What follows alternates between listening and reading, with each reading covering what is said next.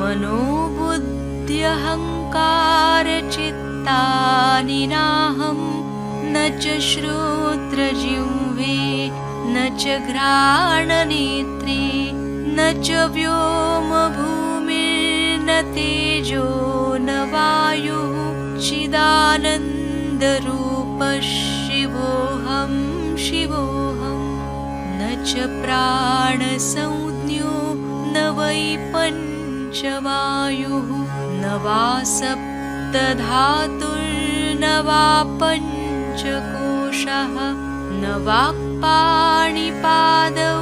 न चोपस्थपायु चिदानन्दरूपः शिवोऽहं शिवोऽहं न मे द्वेषरागौ न मे लोभमोहौ मदो नैव मेनैव मात्सर्यभावः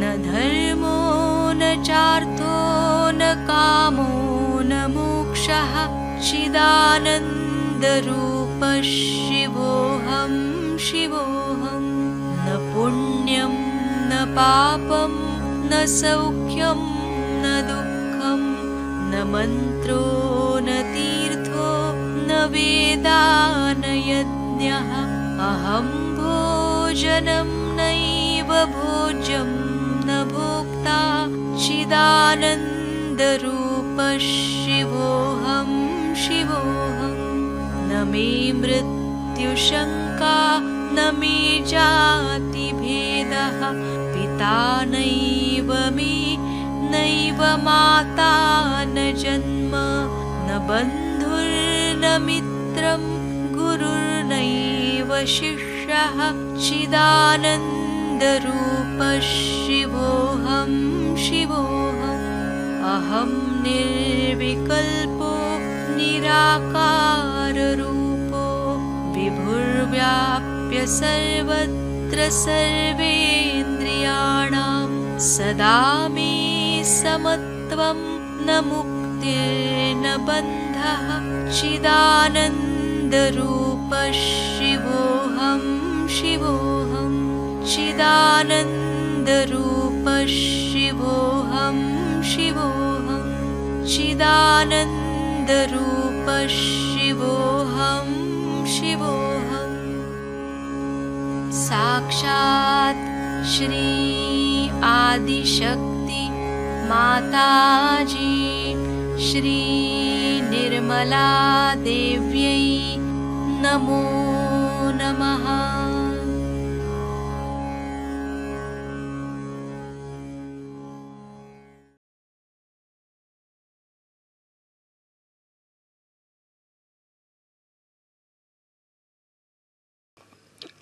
In these modern times, a place which is supposed to be a holy place becomes the most unholy place. It's such a topsy-turvy condition these days. And when we are trying to establish something very fundamental, it's like a little seedling that has to come out of the stones. It has to fight lots of things, so we have to keep our brains intact and be sensible about everything and try to see what we can achieve through our patience and understanding. It's very important. Today I think is a very great day for all of us, because this place is the place of Virat, of Sri Vithala. It's the place where Sri Vithala appeared to a devoted son, and when he asked him that you better stand on a break, he stood there. And they say that he stood there waiting. Some people say that the statues that we see came out of the Mother Earth on this sand. And that's what Pundarikaksh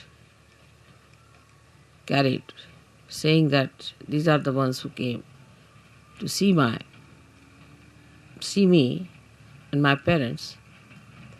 I was busy with them. So they are standing on the same brick which I threw.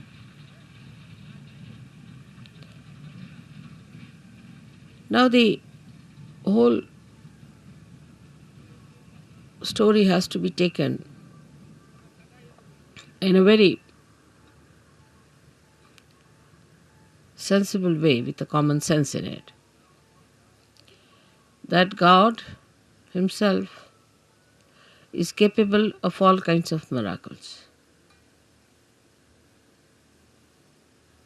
We who are created by God are doing some things which look miraculous.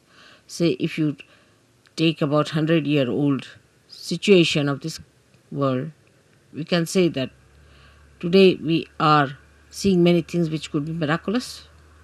100 years back, nobody could have thought that you could have all these arrangements done here in such a far-fetched places.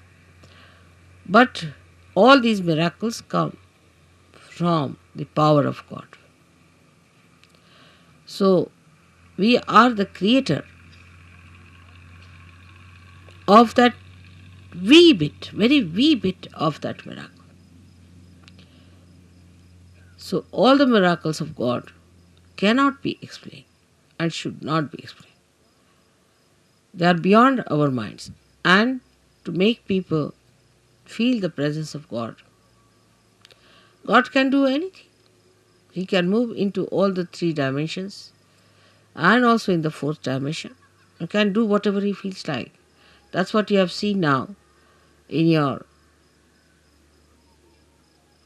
every day-to-day life. How many miracles take place to all of you. And you can't understand how it works out. Even it works out on things which are not living. And people are quite amazed how these things happen. So we have to believe now, after seeing all this ourselves, that He is God. And He can do anything that He feels like. And we are nothing. We are nothing. There should be no rationality about it, of understanding God's miracles. How can it be? How could it be? You can't explain. Only when you achieve that state of mind, where you believe through your experiences that God is all powerful.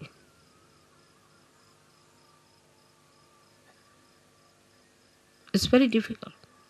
This concept is very difficult because we are limited people. We have limited powers.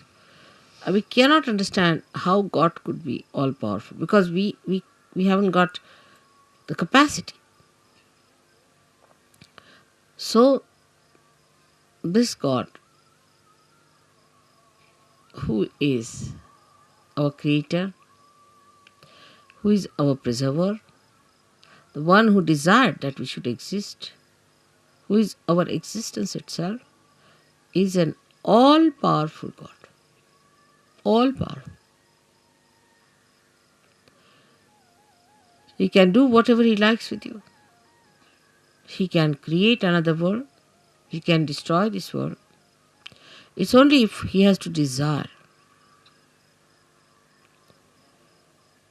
My idea of coming to Pandharpur for Shiv Puja was this, that Shiva represents the spirit. And the spirit is residing in all of you, in your hearts.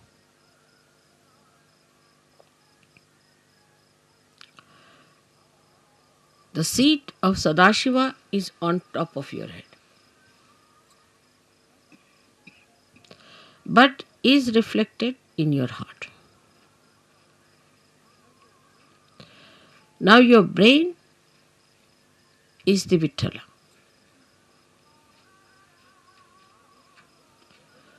So to bring spirit to your brain means enlightenment of your brain.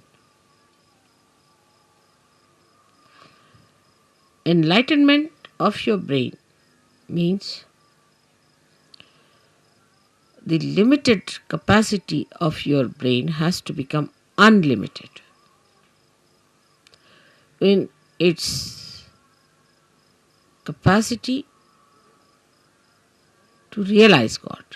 I will not use the word understand, but to realize God. How powerful He is, how miraculous He is, how great He is. The another is that the brain of man can create, of course, out of the dead. But when the spirit comes into brain,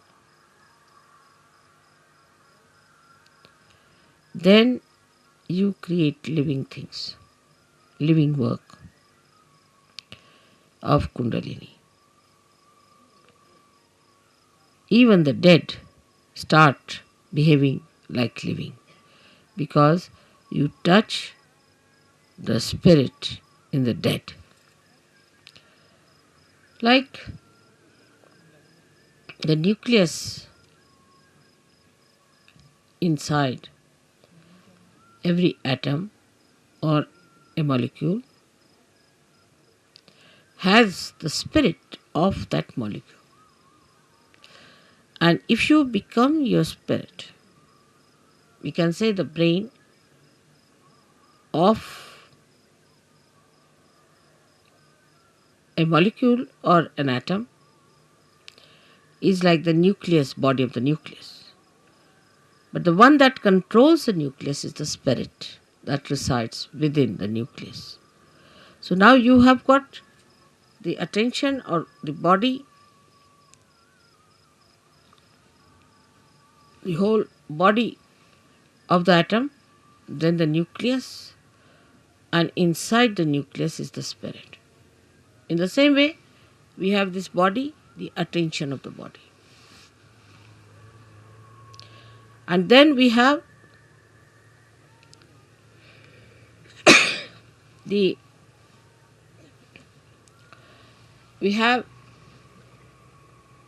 nucleus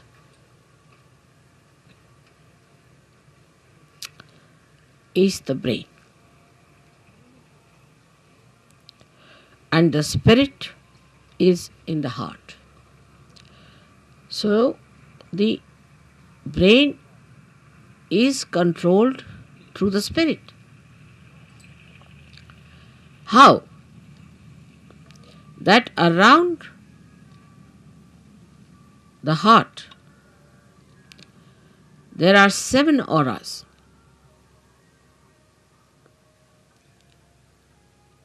Which can be multiplied into any number. 7 raised to power 1600, which are the ones which watch the 7 chakras raised to power 1600. 16,000, sorry. Now this spirit is watching through this aura. Watching, I am again saying watching. Through this aura. Can you sit down?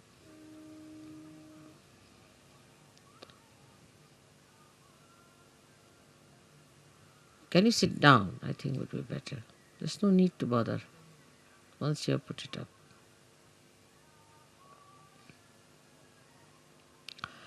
This aura is watching the behavior of your 7 centers in your brain. Is also watching all the nerves that are working in the brain. Watching again. But when you bring the spirit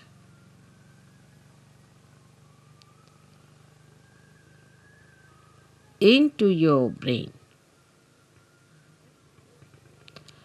then you go 2 steps ahead. Because when your Kundalini rises, she touches the Sadashiva, and Sadashiva informs the spirit. Informs in the sense reflects in the spirit. So that's the first state where the watching auras start communicating to your different chakras in the brain and integrating it. But when you bring your spirit to your brain, this is the second state. Then you really become self-realized in the full way. In the full way. Because then yourself, that is the spirit, becomes your brain. Action is very dynamic. It opens then the 5th dimension in the human being. First, when you become realized, collectively conscious, and start raising the Kundalini, you cross the 4th dimension. But when your spirit comes into your brain, then you become the 5th dimension, means you become the doer.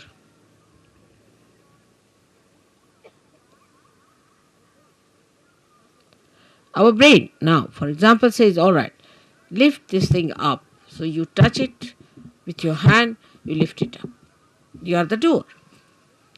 But when the brain becomes the spirit is the doer. And when spirit is the doer, then you become a complete Shiva, self-realized. In that state, if you get angry, you are not attached. You are not an attached person to anything whatsoever. If you possess anything, you are not attached. You cannot attach because spirit is detachment. It's complete detachment. You don't bother about any attachments whatsoever. Even for a second you are not attached.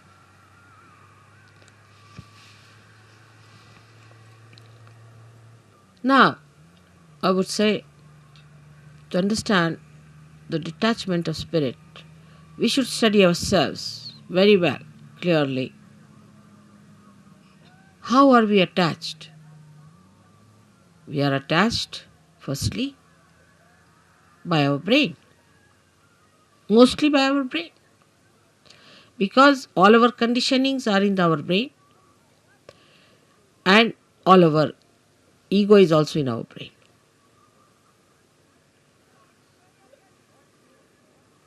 So all emotional attachments are through our brain, and all our egoistical attachments also are through our brain. That's why it is said that after realization one must try to practice the Shiva Tattva by practicing detachment. जरा मला शाल दे. जसं शिवाची फार थंड असणार सगळं. Now, how do you practice this detachment? सगळ्यांना English समजता आहे ना थोडं थोडं? Because we get attached to something, of course through our brain, but through our attention. So we try to do what we call chitta nirodh, is to control your attention. Where is it going? In the practice of Sahaja Yoga, you have to rise higher. You have to improve your own instrument and not the instrument of others. This is one thing one should know. For definite. Now you just watch your attention, where is it going? Watch yourself. As soon as you start watching yourself, your attention, you will become more identified with your spirit. Because if you have to watch your attention, you have to be your spirit. Otherwise, how will you watch it? So now see, where is your attention going? First, the attachment is in all gross ways to your body. So we see Shiva, there is no attachment to his body. He sleeps anywhere. He goes to the cemeteries and he sleeps there. Because he's not attached, he can never be caught up by any booths or anything, nothing of the kind. He's detached.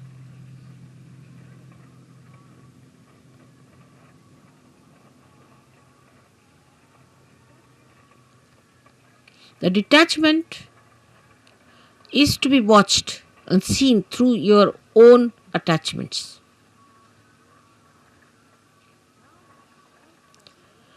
Now, because you are realized souls, not yet, the spirit has not come into your brain, of course, but still you are realized souls. So what you can do is at least to watch your attention, you can do that. You can watch your attention very clearly by seeing where your attention is going. And then controlling your attention also you can do. Very simple. To control your attention, you have to just remove your attention from this to that. Try to change your priorities. All this has to be done now, after realization, a complete detachment. So the body demands comfort. Try to make body uncomfortable a little bit. Try. What you think it to be comfortable, try to make it little uncomfortable. That's why people went to Himalayas. See, coming to this place itself has caused us a lot of problems. But going to Himalayas, you can imagine. So after realization, they used to take their body to Himalayas. All right, go through all this. Let's see how you act. So what you call the penance side starts now. In a way, it's a penance which you can do very easily because now you are realized souls. With enjoyment, little. Try to make this body. For Shiva, it doesn't matter whether he is in a cemetery or in his own Kailasha or anywhere.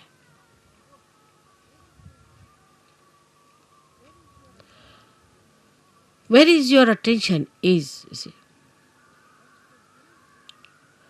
That your human attention is hopelessly bad. Very entangled nonsense it is. We did this because of this. There's an explanation.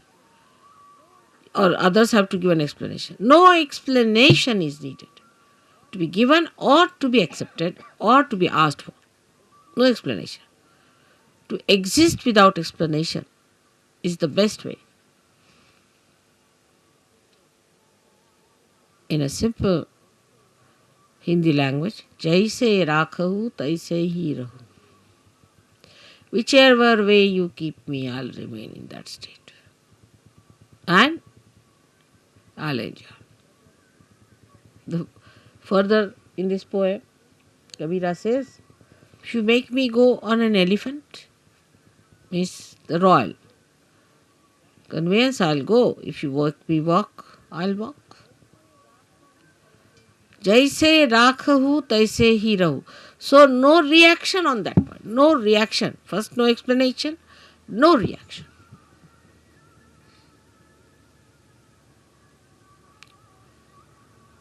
Now, second is about food. So that's the first seeking human beings had as animals.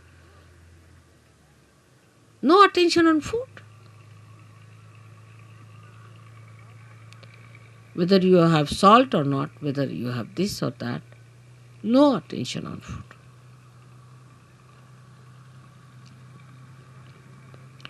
Actually, you should not remember what you ate this morning. But we think as to what we are going to eat tomorrow. We consume food not for running this body, but for sort of a more satisfaction of tongue pleasures. Once you start understanding that pleasure is a sign of gross attention, any kind of pleasure is a very gross sensationalization. Sensations. Very gross it is. But when I say no pleasures means, doesn't mean that you should become serious people and people of sort of as if somebody is dead in your family. But you should be like Shiva. So detached. She came on a bull which was running very fast to get married. He was sitting on a bull with 2 feet like this, you see. And the bull is running fast and he's holding the bull. The feet like this.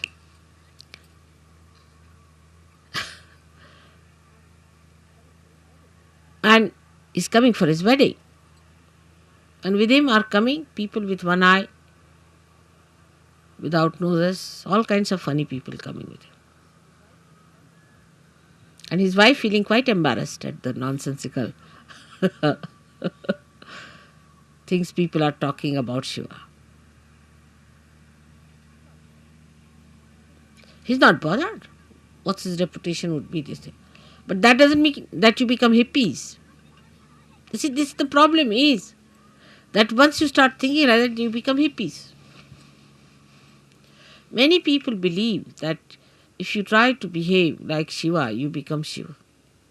Many believe that way. That if you take ganja, you become Shiva, because Shiva used to take ganja, because he was consuming all that to finish off from this world. For what does it matter whether it's a ganja or anything? Give him anything, he'll never get drunk. No question. He's consuming all that. Or they think if they live like Shiva, the way he was detached about things, least bothered about his appearances. What appearance Shiva needs is that whatever he appears as his beauty. He doesn't need anything to be done.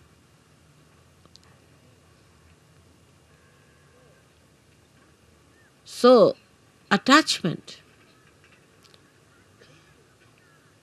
to anything is ugliness. It's ugliness. It's nonsense. But you can dress up whatever we do. Or even if you are in the most ordinary dress, you look the most magnificent person. But it's not that if you say that, all right, so in these circumstances, let us go about on one sheet wrapped around. The beauty that has evolved within you through spirit gives you that power that you can wear whatever you feel like. Makes no difference to your beauty. Your beauty is there all the time. But have you achieved that state? And that state only you achieve when your spirit enters into your brain. With ego-oriented people is more difficult. And that's why they cannot enjoy things. At the slightest pretext, they topple down. And spirit, which is the source of joy, just doesn't come, doesn't show. The joy is beauty. The joy itself is beauty. But that is a state one has to achieve. Attachments come by various methods. If you go a little ahead with it, then you have attachments of your family. What will happen to my child? What will happen to my husband? What will happen to my mother, to my wife? This, that nonsense. Who is your father and who is your mother? Who is your husband and who is your wife? For Shiva, he doesn't know all these things. To him, he and his power are inseparable things. So he stands as singular personality. There's no duality. When there is duality, then only say, my wife. You can't say, my nose, my ears, my hands, my. Go deep down. Till you say my, there is some duality.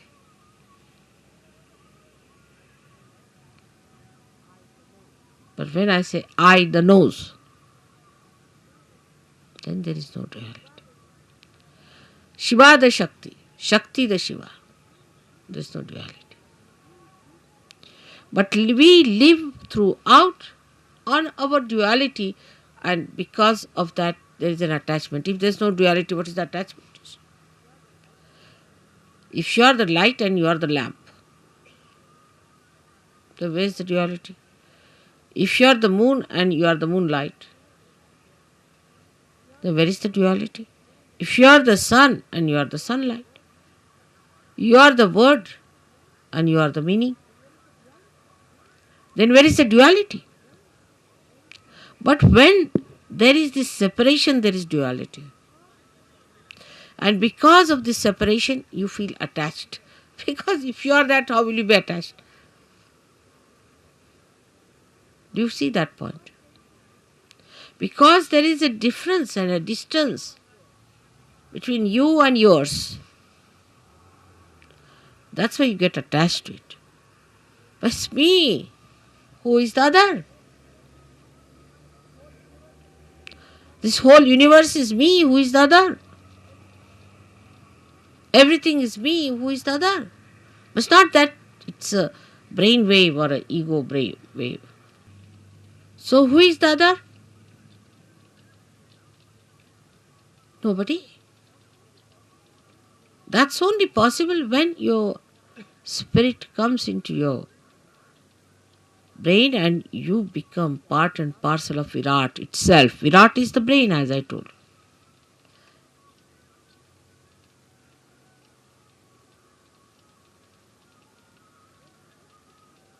Then everything that you do, when you show your temper, when you show your affection, when you show your compassion, anything, is the spirit that is expressing.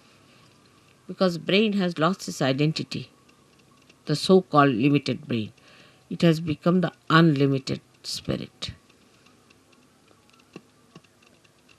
I do not know. I really do not know how to give an analogy to a thing like that. But what we can do is to understand it. That if a color is dropped in the ocean,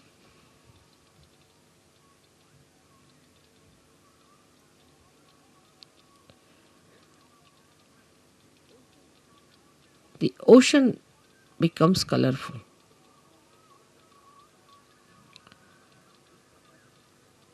Is not possible.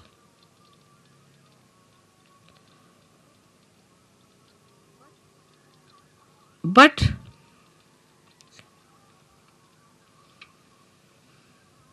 rather, try to understand If a little color, limited color, is dropped into the ocean, the color loses its identity completely. Think of the other way around. If the ocean is colored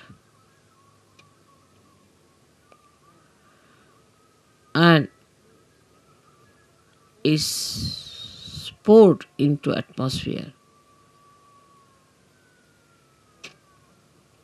or onto any part, any little wee bit, or onto any spot, onto any atom or anything, it all becomes colorful. So the spirit is like the ocean which has the light in it. And when this ocean pours into the little cup of your brain, the cup loses its identity and everything becomes spiritual. Everything. You can make everything spiritual. Everything. You touch anything is spiritual. The sand becomes spiritual. The land becomes spiritual. Atmosphere becomes spiritual. Celestial bodies become spiritual. Everything becomes spiritual. So is the ocean that is the spirit, while your brain is limited. So the detachment from your limited brain has to be brought in. All limitations of brain should be broken so that when this ocean fills that brain, it should break that little cup. And every bit of that cup should become colorful. The whole atmosphere, everything, whatever you locate should be colorful. Color of the spirit is the light of the spirit. And this light of the spirit acts, works, thinks, coordinates, does everything. This is the reason today I decided to bring Shiva Tattva to the brain. The first procedure is to take your brain towards the Shiva Tattva by telling it, see, where are you going, Mr. Brain? You're putting attention to this, you're putting attention to that. Getting involved now, detach. Become the brain yourself. Only the brain. Detach. And then take this detached brain completely filled with the color of the spirit. It will automatically happen.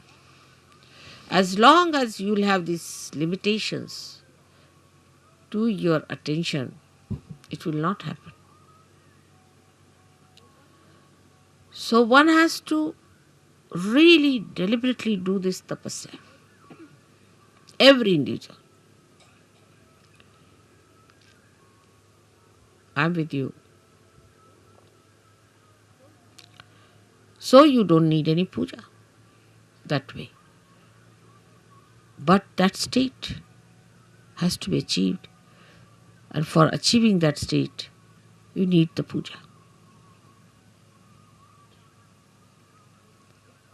I hope so many of you will become the Shiva Tattvas in my lifetime.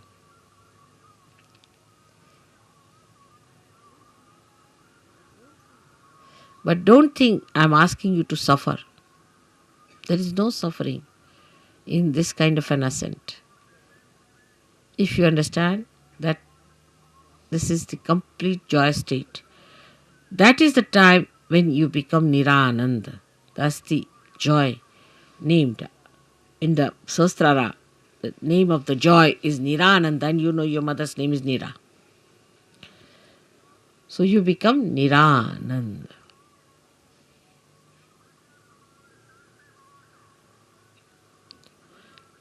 So today's worship of Shiva has a special meaning. I hope whatever we do in the outward way, in a gross way, happens also in the subtler way. I am trying to push your spirits into your brains. But I find it rather sometimes difficult because your attention is still involved. Try to detach yourself. Temper, lust, greed, everything. Try to reduce. Like in food, I told today, Warren, ask them to eat less, not like gluttonous people. You see, once in a while, on a day of big banquet or anything, you eat more, but you can't eat every time like that. It's not a sign of Sahaja. Try to control. Try to control your speech. Whether you express temper in your speech, or you express your compassion, or you are artificially compassionate. Try to control. I know some of you may not do much. It's all right. I'll try to tell you many a times. I'll try to help you. But most of you can do it. And you should try that. So on a deeper level from today we start our Sahaja Yoga, where some of you may not attain, but most of you should try to go deeper. Everyone. For that you don't need persons who are very well educated or well placed. No, not at all. But people who meditate, dedicate, go deeper, because they are like the first roots which have to reach for others much deeper so that others can follow.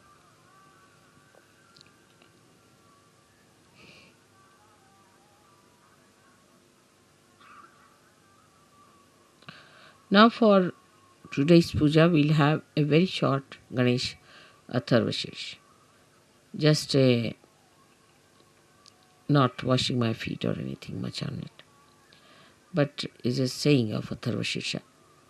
And you can put म्हणजे शिवपूजेला पाय वगैरे धुवायची काही गरज नाही, कारण ते शुद्धच आहे. Shiva is all the time clean, pure, immaculate. So what are you going to wash the immaculate? One may say that, Mother, when you wash your feet, we get your vibrations in the water, but so detached that there's no need to wash at a state where you get completely washed, completely cleaned out.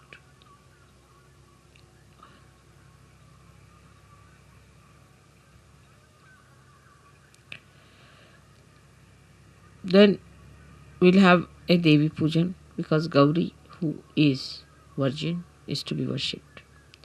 So we'll say the 108 names of the Virgin. Then we'll do the Shiv Puja. I'm sorry, I cannot tell you everything in one short speech all about this. But detachment must start expressing itself in your realization. Detachment. What is surrendering is nothing. Because when you are detached, you are surrendered. Automatically. When you are holding on to other things, you are not surrendered. That's all. What is there to surrender me? I am such a detached person, I don't understand all that. What am I to get out of you? I am so detached. Nothing.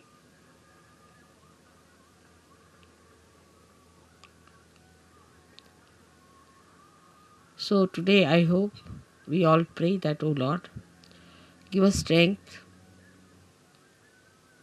and that source of attraction by which we give up all other attractions of all the pleasures of joy, of ego, of everything that we think of. But we should fall into the pure joy form of the Shiva Tattva. Absolutely. I hope I've been able to explain to you why I am here today and why today is a very big day. You all who are here are especially very lucky people who should think that God has been kind to you, that He has chosen you today to be here to listen to this.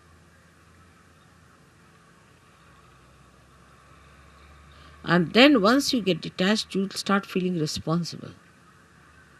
Abhiyukt, responsible.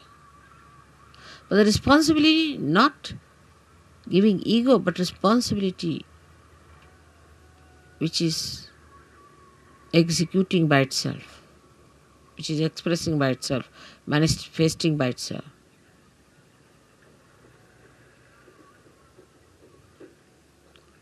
May God bless you.